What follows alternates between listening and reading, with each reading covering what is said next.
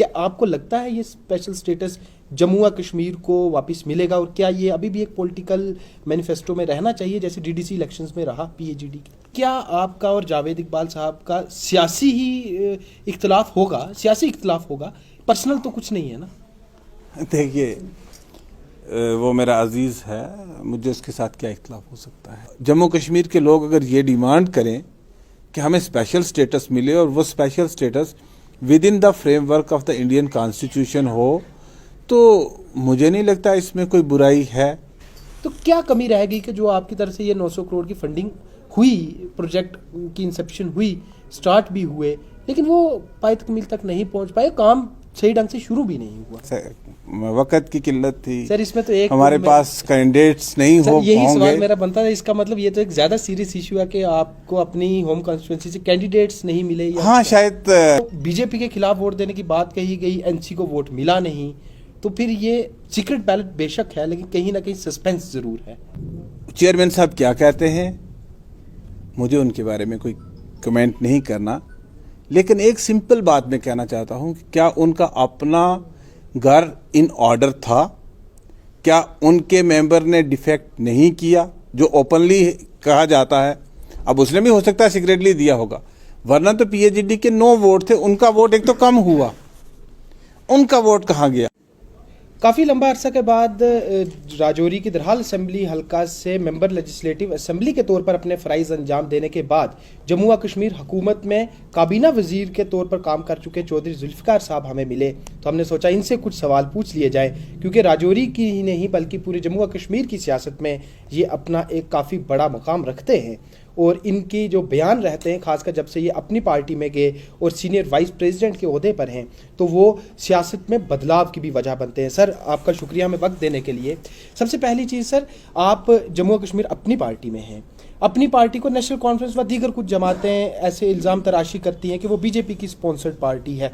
लोगों के अंदर भी कहीं ना कहीं इस चीज़ का खदशा रहता है, क्योंकि लोग बड़ा जल्दी सियासी जो इस तरह की बयानबाजी होती है, कुछ लोग उसमें पड़ जाते हैं।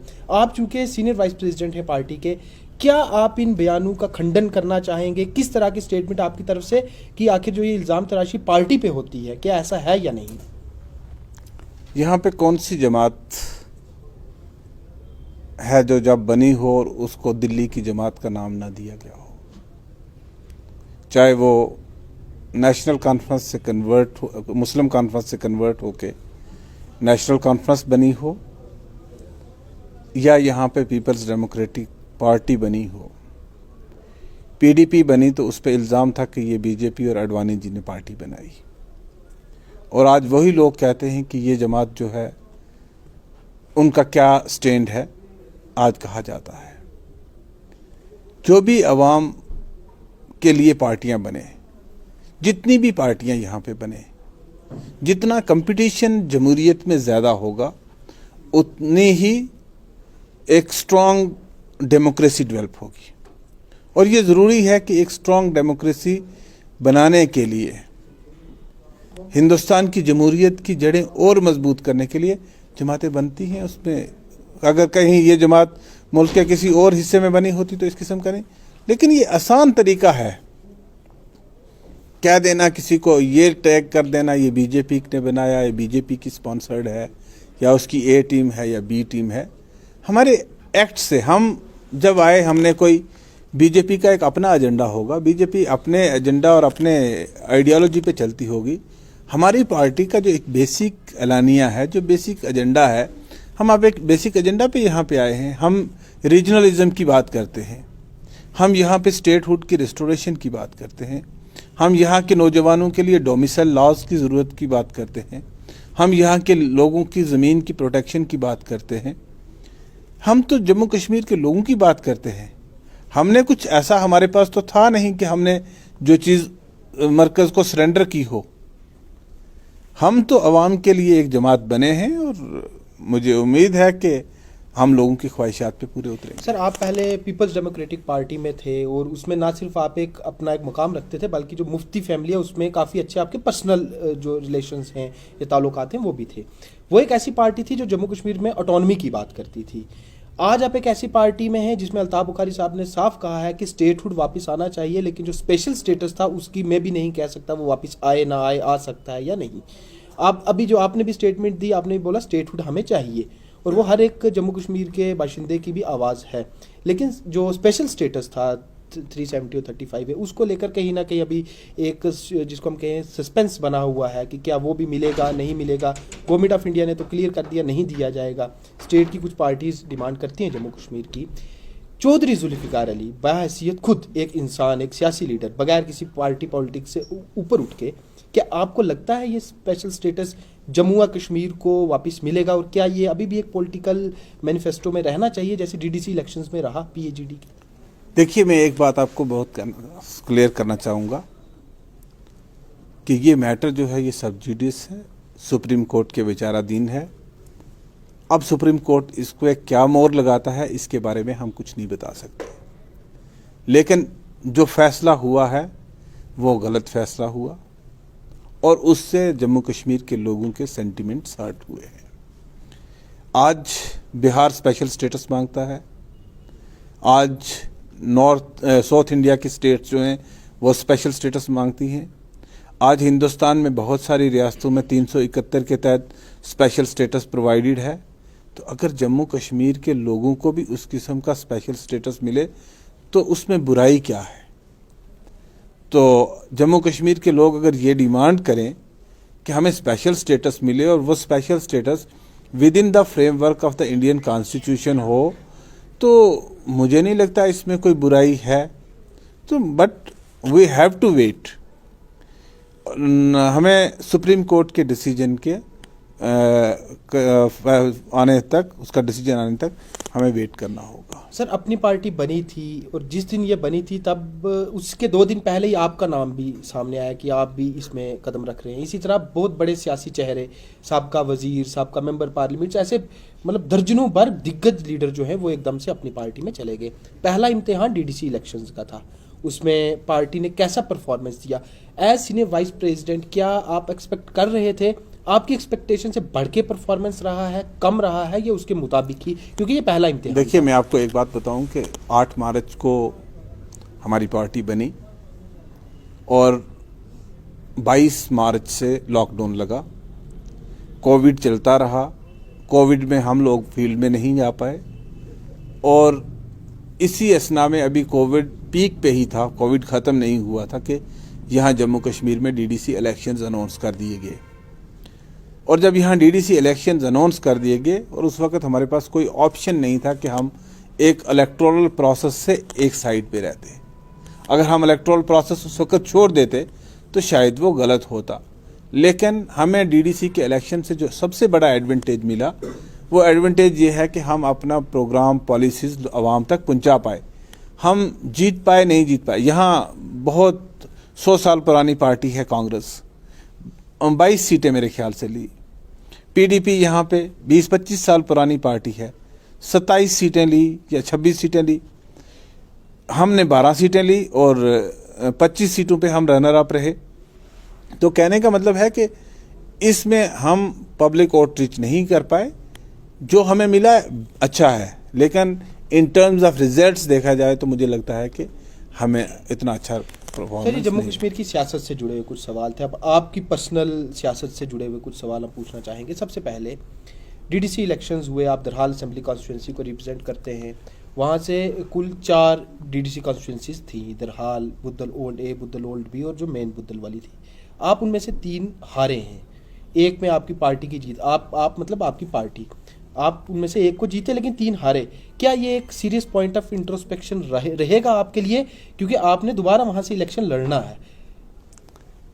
देखिए, जहां तक ताल्लुक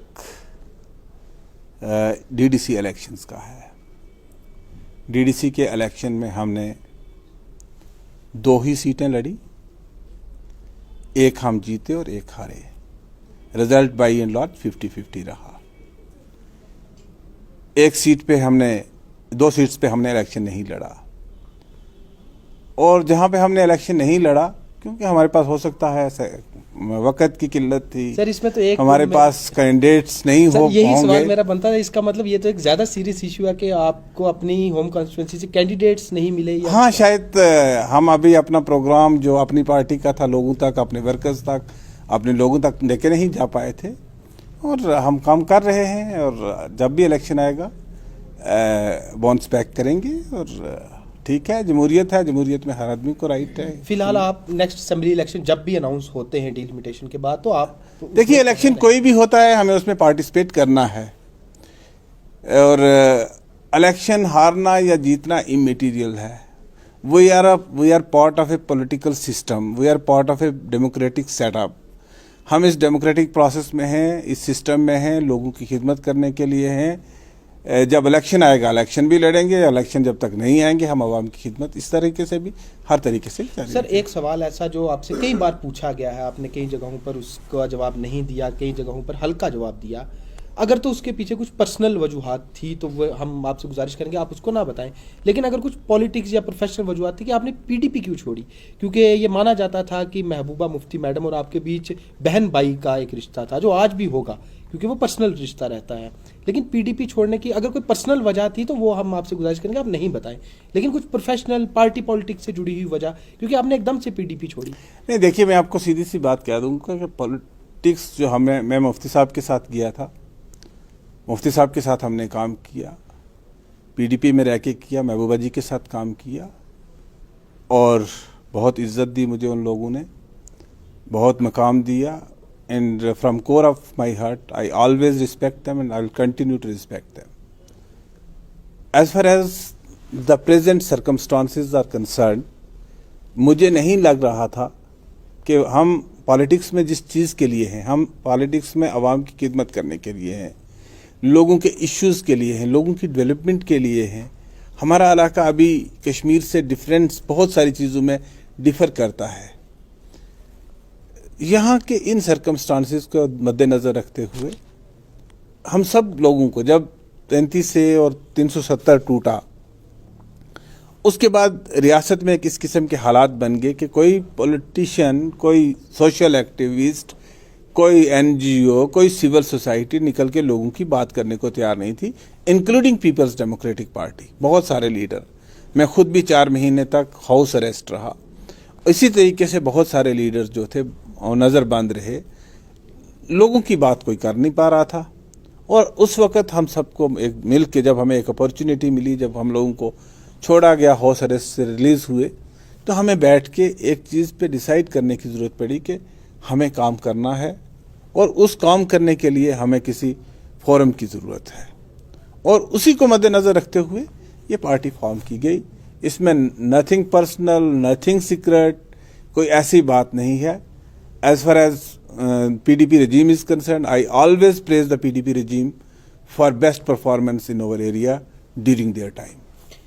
आप सिर्फ दरहाल असम्बली कॉन्स्टिट्यूंसी को रिप्रेजेंट करते हैं। बदकिस्मती से हमारे राजौरी ज़िला में काफ़ी इलाके ऐसे हैं, पूरे चारों कॉन्स्टिट्यूंसीज में, जो अनडेवलप माने जा सकते हैं। चाहे आप कोट चरवाल चले जाएँ, मंजा कोट के दूर दराज इलाकों में चले जाएँ। आपके टेनवर में मुझे याद है एक प्रेस नोट आया था, तकरीबन 900 करोड़ रुपए का प्रोजेक्ट जो है आपने बताया था कि हमने ओवरऑल जो फंडिंग अपनी कॉन्स्टिट्यूंसी में करवाई लास्ट गवर्नमेंट के टाइम पे। सिर्फ जीएमसी एक ऐसा प्रोजेक्ट है और एक इंडोर स्टेडियम कोटरंका का जो नियर टू कंप्लीशन है। अंस इरिगेशन कनाल का काम शुरू हुआ, संगे बुनियाद रखा गया, काम चला, बंद पड़ा है। ख्वास रोड की हालत तो आप जानते हैं कि वो जानवरों के चलने से भी बदतर है। हालांकि उस पर काम अब शुरू किया गया, लेकिन लोगों का मानना है कि वो महीना चलेगा, जैसे एक रवायत रहती है। इसके अलावा भी सर वो बुद्धल से एक सोनामर्ग या कश्मीर वैली की एक रोड जानी थी, वो भी नहीं शुरू हो पाया। तो क्या कमी रहेगी कि जो आपकी तरफ से ये 900 करोड़ की फंडिंग हुई, प्रोजेक्ट की इंसेप्शन हुई, स्टार्ट भी हुए, लेकिन वो पाए तकमील तक नहीं पहुँच पाए, काम सही ढंग से शुरू भी नहीं हुआ? देखिए, अनफॉर्चुनेट पार्ट है कि गवर्नमेंट इन कंटिन्यूटी होती है। यहाँ कोई भी जो काम होता है, कोई अपने घर से काम नहीं करता, बल्कि ये स्टेट एक्सचेकर पे ही काम होते हैं। गवर्नमेंट ऑफ इंडिया या एक सिस्टम ऑफ फंडिंग जो है, उसी फंडिंग पैटर्न पे काम चलते हैं। हमारे टाइम में मैं आपको कहूँगा कि कोई 300-325 करोड़ के पैसा जो है वो PMGSY की सड़कों के लिए आया और वो चल रहा है। 200 करोड़ 210 करोड़ या 220 करोड़ के करीब मेडिकल कॉलेज के लिए आया, चल रहा है। आनस इरिगेशन कैनाल के लिए अप्रूव्ड है, स्टेट प्लानिंग ने भी फंडिंग अश्योर की है, स्टेट कैबिनेट ने अप्रूव किया है, फाइनेंस डिपार्टमेंट ने कंकरेंस दी है, प्लानिंग डिपार्टमेंट ने कंकरेंस दी है, काम शुरू किया गया। उसके बाद एक्सीलेटेड इंटीग्रेटेड जो सेंट्रल गवर्नमेंट ऑफ इंडिया की इरिगेशन स्कीम है उसमें 76 करोड़ रुपया गवर्नमेंट ऑफ इंडिया ने अश्योर किया, लेकिन अनफॉर्चुनेटली काम नहीं चल पा रहा। 1300 मीटर कैनाल बननी थी, 800 मीटर बन गई, काम रुक गया। खवास रोड 76 करोड़ रुपए का सीआरएफ में प्रोजेक्ट अप्रूव, टेंडर हुआ है, लीगल प्रोसेसेस से काम स्टार्ट हुए, लेकिन अनफॉर्चुनेटली ठेकेदार को पेमेंट नहीं हुई, काम रुक गया। अर्थवर्क उसका कंप्लीट हुआ, लेकिन अर्थवर्क पे जब तक उसको कंप्लीट ना करते तो अब तो पहले जैसी हालत भी नहीं, सड़क की रह गई। इसी तरीके से बहुत सारे प्रोजेक्ट्स हैं, जैसे इसका हमने एक कंसीव किया आइडिया कि हम बुद्धल को इस टूरिज़्म के हवाले से ऊपर जो 5 लेक्स हैं इनके साथ कनेक्ट करके एक रोड इस तरीके से इस पीर पंजाल को क्रॉस करके शुपियाँ के साथ मिलाई जाए। 305 करोड़ रुपए का प्रोजेक्ट था, गवर्नमेंट के पास गया अप्रूवल के लिए, सरकार टूट गई, वो वहाँ का वहीं रह गया। तो अनफॉर्चुनेट पार्ट मैं समझता हूँ कि जो एक इलेक्टेड सरकार होती है उसमें और जो एक ब्यूरोक्रेटिक स्टाइल ऑफ वर्किंग होता है, a huge difference is there. क्योंकि यहाँ आप यहाँ पे अपने प्रोफेशन के लिहाज से हमारे साथ बहुत फ्रीक्वेंट इंटरेक्शन आपके साथ रही, आपने हमारे साथ टूर किए, इलाके में गए, इलाके में देखे, आप देखिए किस तेज़ रफ्तारी से काम चल रहे थे और लोग मुतमईन थे, हर सेक्शन सेटिस्फाई थी, काम चल रहे थे। लेकिन अनफॉर्चुनेटली आज शायद उतना जो लोगों के सामने अकाउंटेबिलिटी, जो एक एमएलए की अकाउंटेबिलिटी हो सकती है, शायद वो बड़े से बड़े ब्यूरोक्रेट की अकाउंटेबिलिटी उतनी नहीं हो सकती। ऑफिसर्स आते हैं, ऑफिसर्स चले जाते हैं, वो अपना ट्यूनर गुजारते हैं, लोगों के पास उनको वोट मांगने के लिए नहीं जाना, क्योंकि वोट एक ऐसी चीज़ है जो लोगों को, लीडर्स को या एमएलएज को, हुसोएवर इज इन द पावर, उसको एक अकाउंटेबल बनाती हैं। तो मुझे लगता है कि जो सरकार ना होने की वजह से वो चीज़ें रुकी पड़ी हैं, और हम यही उम्मीद रखेंगे कि जल्दी इलेक्शन हो, एक सरकार बने, कोई भी बने, लेकिन कम से कम जो रुके पड़े काम हैं वो पाए तकमील तक पहुँचे। सर आखिरी 2 सवाल। सबसे पहले डीडीसी के चेयरमैन के इलेक्शंस हुए, अपनी पार्टी के एक मेंबर थे यहाँ पे बुद्धल से। यहाँ जब डीडीसी के चेयरमैन पीएजीडी के कैंडिडेट बनते हैं तो अपनी पार्टी के जो लीडर्स थे सीनियर, उन्होंने उन्हें मुबारकबाद दी और ऑन रिकॉर्ड उन्हें कहा गया कि जो आपके जीत की वजह हमारा एक वोट भी है, क्योंकि हमने आपको वोट दिया। आपने ट्विटर के ज़रिए भी मुबारकबाद दी, हालांकि आपकी मुबारकबाद में तो ऐसा कुछ खास झलका नहीं कि वो वोट किसे गया, और यकीनन सीक्रेट बैलेट भी था। लेकिन हैरानगी से कल नसीम लियाकत जो कि डीडीसी चेयरमैन बने, उन्होंने तो साफ कहा कि उनके गिनत में अपनी पार्टी का वोट नहीं आता है, और आपके बयान में आपने अपने पार्टी के मेंबर को ये साफ कहा कि आपने बीजेपी जो डिविसिव फोर्सेस हैं उनके खिलाफ वोट देना है। तो बीजेपी के खिलाफ वोट देने की बात कही गई, एनसी को वोट मिला नहीं, तो फिर ये सीक्रेट बैलेट बेशक है, लेकिन कहीं ना कहीं सस्पेंस जरूर है। देखिए, जहाँ तक इस इलेक्शन का तल्लुक था, डिस्ट्रिक्ट चेयरमैन का इलेक्शन, ये सीक्रेट बैलेट था। हमारे पास इतनी ताकत नहीं थी कि हम खुद से चेयरमैन बन पाते। एक मेंबर था, 14 में से 13 हमारे खिलाफ थे। हमने अपने मेंबर को clear cut instructions party leadership ने, मैंने यही दी थी कि आप अपने ज़मीर के मुताबिक, कॉन्शियस के again, like as per your conscious, आप डिविसिव फोर्सेस के खिलाफ, whosoever is the BJP sponsored candidate, आप उसके खिलाफ वोट देंगे। अब सीक्रेट बैलेटिंग में मैं तो मेंबर के साथ था नहीं, ना जिन साहब का आप नाम ले रहे हैं ना वो थे, वो तो अंदर सीक्रेट बैलेट था। जहां तक तल्लक रहा चेयरमैन साहब क्या कहते हैं, मुझे उनके बारे में कोई कमेंट नहीं करना, लेकिन एक सिंपल बात मैं कहना चाहता हूं कि क्या उनका अपना घर इन ऑर्डर था?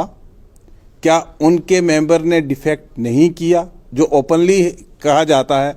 अब उसने भी हो सकता है सीक्रेटली दिया होगा, वरना तो पीएचडी के 9 वोट थे, उनका वोट एक तो कम हुआ, उनका वोट कहाँ गया? ऐसा भी हो सकता है कि उनको साथ ही मिले अपने खेमे में से एक वोट आपका। देखिए, मैं ये नहीं कहता हूं कि मैं तो I can believe on my member, I can say with confidence कि जो हमने इंस्ट्रक्शन दी थी वो ये इंस्ट्रक्शंस थी, जिसके लिए हम क्लियर हैं कि हमने अपने मेंबर को यही कहा था कि आपको बीजेपी के स्पॉन्सर्ड कैंडिडेट या बीजेपी का कैंडिडेट, हमें नहीं पता, कैंडिडेट तो वहीं पे जाके डिसाइड हुए कौन कैंडिडेट हैं और कौन कैंडिडेट नहीं है। वहाँ तो ये पहले तो हम ये सुन रहे थे कि एनसी का ब्रेक अवे कोई ग्रुप है, उसका कोई कैंडिडेट जो है वो उसका इलेक्शन लड़ रहा है, हमें तो ये भी नहीं पता कि कौन वहाँ पे कैंडिडेट था। लेकिन जिन लोगों को बीजेपी ने वहाँ पे प्रपोज किया और जिन लोगों को बीजेपी ने के मेंबर्स ने सेकंड किया, वहाँ से एक बात क्लियर हो जाती थी कि ये बीजेपी के स्पॉन्सर कैंडिडेट है। हमारी इंस्ट्रक्शन क्लियर थी कि आप उनके खिलाफ वोट डालें। सर आखिरी सवाल सबसे ज़रूरी, आपकी पर्सनल सियासत से जुड़ा हुआ, क्योंकि आप इलेक्शन लड़ेंगे दोबारा से। नौशहरा असेंबली कॉन्स्टिट्यूंसी में 2 चेहरे हैं इस वक्त, रविंदर रैना और सुरेंद्र चौधरी। कालाकोट में भी 2 से 3 चेहरे, अब्दुल गनी कोहली, रिशपाल सिंह जो कि अब वफात पा चुके हैं, बदकिस्मती से हमारे बीच नहीं है, उनके परिवार से कोई, और फिर उसके बाद जो उनके भाई हैं रणधीर सिंह, उनमें से कोई। रजौरी में भी 3-4 चेहरे हैं, लेकिन सबसे बड़ा सियासी अखाड़ा अगर इस वक्त कोई जमा है वो दरहाल असेंबली हल्का से है। अगर आप वहाँ पे गिने जो कुछ अच्छे चेहरे हैं सियासत के, आपका नाम है, इकबाल मलिक का नाम है, जो मास्टर तसद्दुक साहब के साहबजादे हैं उनका नाम है, उसके बाद जावेद इकबाल चौधरी एक नया नाम अब इस मैदान में आ चुका है, मसूद चौधरी एक नाम है, उसके अलावा जो लियाकत साहब है, एडवोकेट लियाकत चौधरी, वो एक नाम है। तो कहीं आप मानते हैं, क्योंकि नए कुछ नौजवान चेहरे आए हैं, डीडीसी चेयरमैन भी आपके इलाका से बन गए, जावेद इकबाल एक नया सियासी चेहरा आपके सामने है जो आप ही के घर से हैं, उसके बाद उन्हीं की जो पत्नी है वो भी अब डीडीसी मेंबर हैं और वो भी एक नया चेहरा है। तो कहीं ना कहीं अगले इलेक्शंस में मेहनत ज़्यादा करनी पड़ेगी और मुकाबला कड़ा होगा, क्योंकि पहले हम भी ये मानते थे कि दरहाल असेंबली हल्का में आपकी एक सिंगल साइड मेजॉरिटी चलती थी। देखिए, इसके लिए आपको हमें क्रेडिट देना चाहिए कि हमने स्पेस दिया है सबको काम करने के लिए, and we appreciate more and more youth. जितने आपने गिने हैं, इनसे बहुत ज़्यादा टैलेंटेड यूथ जो हैं वो मुझसे कई गुना काबिल जो हैं वो क्यों में भी खड़े हैं। अगर आप देखें तो यहाँ पे अगर आपने नौजवानों की तकरीरें सुनी हो तो आपको लगेगा मैं तो उनके सामने कुछ बात नहीं कर पाता हूँ। और जिन आप गिने, जिन लोगों का नाम आपने लिए, आई डोंट थिंक यहाँ कोई इतना बड़ा जितना आपको हलचल दिखता है, इससे कई गुना ज़्यादा सोशल मीडिया पे आपको हर कॉन्स्टिट्यूंसी में लीडर दिखाई देंगे। कुछ लोगों की इम्पोर्टेंस सोशल मीडिया पे ज़्यादा है, प्रेजेंस ज़्यादा है। इसका मतलब ये नहीं है कि वो ग्रास रूट पे सो डीप रूटेड होंगे। Time will tell who is who and who will be there, and we appreciate if younger generation comes and takes over. There is nothing wrong in. I have been cabinet minister, I have been MLA for 2 times, I am in this field for the last 20 years, I am serving for the people for the last 20 years. If somebody else is able to work like this, most welcome, everybody is welcome. Interview खत्म करते हुए आखिरी चीज़, क्योंकि बदकिस्मती से हमारे यहाँ का भी ऐसा लॉट है जो न्यू लिटरेट है, पढ़े लिखे अनपढ़ लोग भी हमारी सोसाइटी में, हमारे माशरे में हैं। सोशल मीडिया पे जब आप किसी के खिलाफ लिखते हैं और वो उसका जवाब देता है, या मैं किसी के खिलाफ लिखूं, लोगों को लगने लग पड़ता है कि शायद इन दोनों की आपसी कोई दुश्मनी चल पड़ी है। जैसा ही सवाल मैंने कल नसीम लियाकत साहब को भी पूछा, ऐसा ही सवाल मेरा आपसे सीधे तौर पर लोगों के लिए, क्योंकि लोग कई बार सियासी अपने लीडर्स के पीछे आपस में भिड़ पड़ते हैं, कि क्या आपका और जावेद इकबाल साहब का सियासी ही इख्तलाफ होगा, सियासी इख्तलाफ होगा, पर्सनल तो कुछ नहीं है ना? देखिए, वो मेरा अजीज़ है, मुझे उसके साथ क्या इख्तलाफ हो सकता है। I have all regards and respects. वो मेरे घर में पैदा हुआ, मेरे घर में पला, हमने उसको बीडीसी का चेयरमैन बनाया है, एंड हमारा पर्सनल क्या हो सकता है? We don't have any personal relation. और हम मुझसे और जावेद इकबाल साहब से बढ़ के यहाँ पे बहुत अच्छे नौजवान टैलेंटेड हैं। जहाँ तक सोशल मीडिया की बात आप करते हैं, सोशल मीडिया एक बहुत अच्छा प्लेटफॉर्म है जहाँ पे हेल्थी डिस्कशंस होनी चाहिए। Criticism is good. क्रिटिसाइज अगर किसी को नहीं करेंगे तो लोगों की खामियां जो हैं फिर तो इंसान अपने आप को खुदा समझ बैठेगा। क्रिटिसिज्म, हेल्थी क्रिटिसिज्म होना बहुत ज़रूरी है, तो मैं समझता हूं कि अच्छी डिबेट हो, लेवल ऑफ डिबेट जो है वो ऊंचा होना चाहिए। Level of debate should not be personal at all.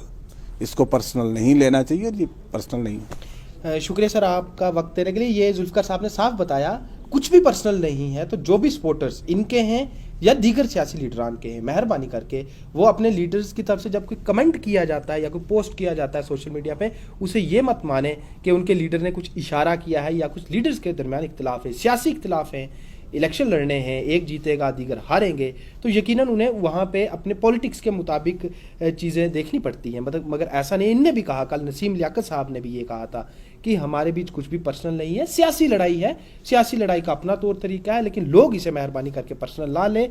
दीगर कुछ सवालात किए हमने जुल्फिकार साहब से, कोशिश थी कि इस वक्त इनका मंशूर क्या है, आगे आने वाले हालात को ये किस तरह से देखते हैं और रियासत जम्मू व कश्मीर के हालात पे इनकी कैसी नज़र है, उस पर हमें उम्मीद है कि इनकी जो पूरी बयान थे वो आप तक पहुंच चुके हैं और आप भी समझ गए हैं कि आज के जुल्फिकार साहब क्या सोच रखते हैं, क्योंकि अब ये PDP में नहीं बल्कि अपनी पार्टी में है।